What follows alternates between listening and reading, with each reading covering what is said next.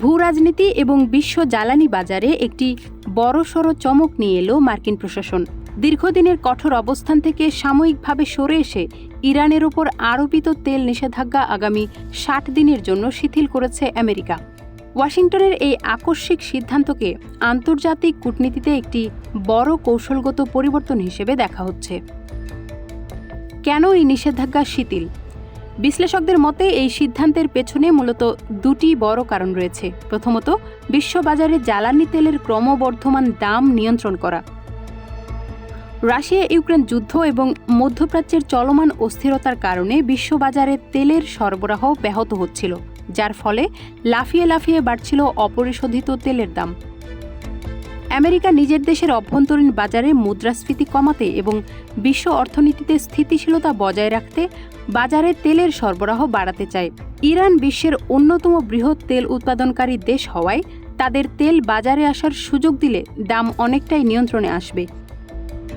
দ্বিতীয় কারণটি সম্পূর্ণ কূটনৈতিক।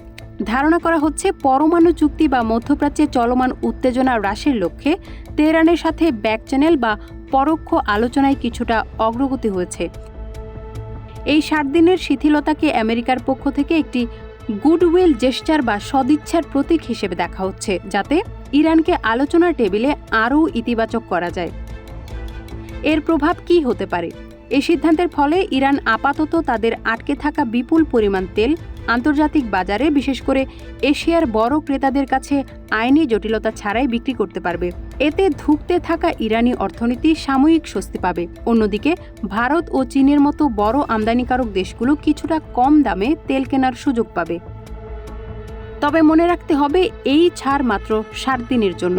এর অর্থ হলো আমেরিকা এখনই ইরানের ওপর থেকে সব নিষেধাজ্ঞা তুলে নিচ্ছে না, বরং এই ২ মাস ওয়াশিংটন গভীরভাবে পর্যবেক্ষণ করবে যে ইরান আঞ্চলিক রাজনীতিতে কেমন আচরণ করছে।